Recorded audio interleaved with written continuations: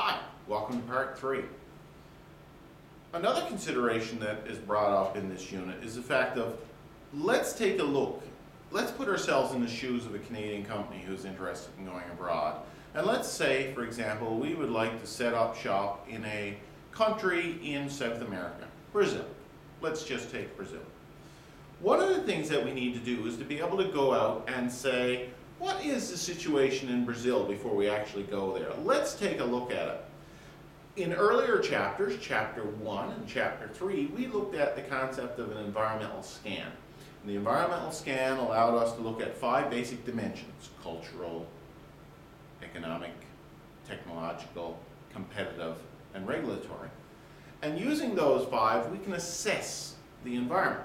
Well, we can do the same thing internationally, and we'll look at it from an international perspective using the example of Canada to Brazil. First of all, let's look at the cultural issues of Brazil. If you do any research at all, CIA Fact Book is a good place to look. You will see that culturally, Brazil is quite a bit different than Canada. And we have to understand that things may differ with regards to people's values, corporate values. What is it that companies and people down there expect of companies?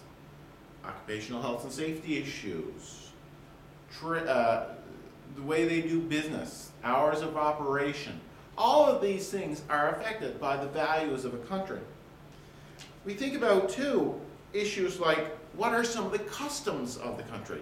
Is it customary, for example, to have 2 breaks a day, 4 breaks a day, 6 breaks a day?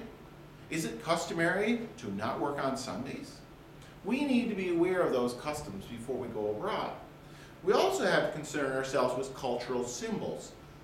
The cultural symbols are unwritten, usually, pieces of the culture that we need to appreciate. And if we don't appreciate them, we can risk offending our host country. Religious symbols are very important in many countries, and different religions would be representing different religious symbols. And one of the things that many companies often trip up on is the issue of religious symbols.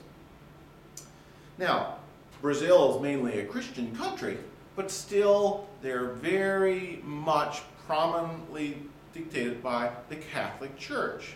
Again, cultural symbols, we can see the Virgin Mary, Jesus, these types of symbols, and it would be important for a company to respect those, regardless of where they come from. So cultural symbols is a critical aspect that companies have to research before they ever consider going abroad. The last major issue that we look at in terms of culture is the language. Now, language is a pretty obvious one.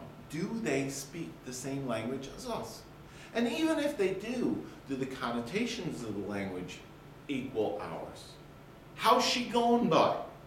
Could, for example, create a real problem for someone from Brazil when they have no idea what it means, even though they may speak the same language, even though they may speak a similar language. We even have to get into contextual issues as what does how's she going by mean? And we need to be aware of those and appreciate those in order to be able to respect country's culture and these issues. One of the things that companies often do whenever they go abroad is they translate their material from English, whatever, to the local language. We have to be careful when we do that because we're not sure if we're getting an exact translation.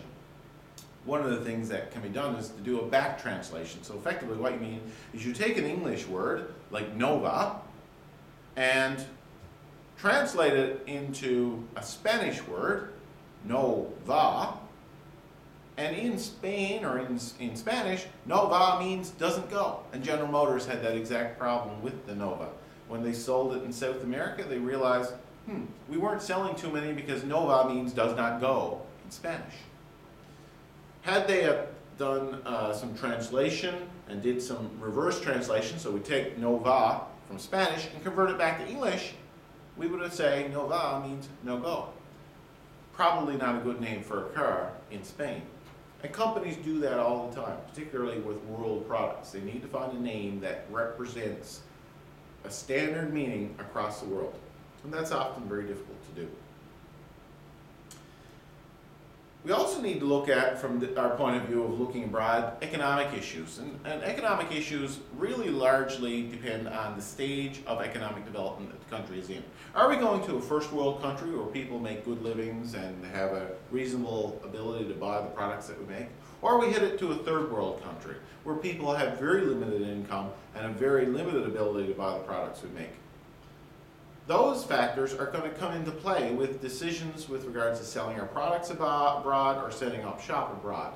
And that's going to have a significant impact on our ability to be competitive in that environment.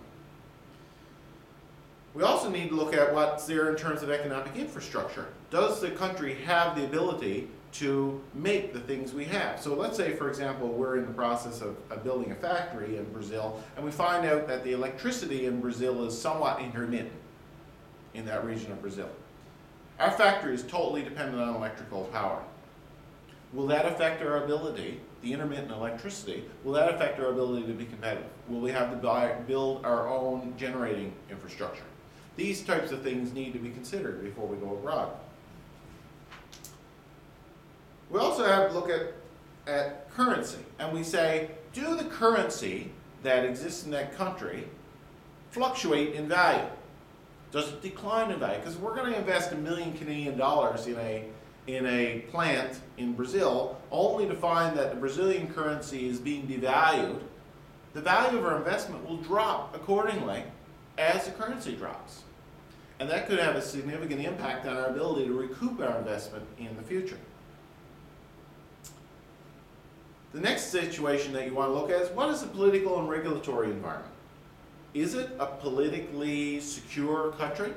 Does it have a stable government, a stable economic policy, a stable, legitimate legal process?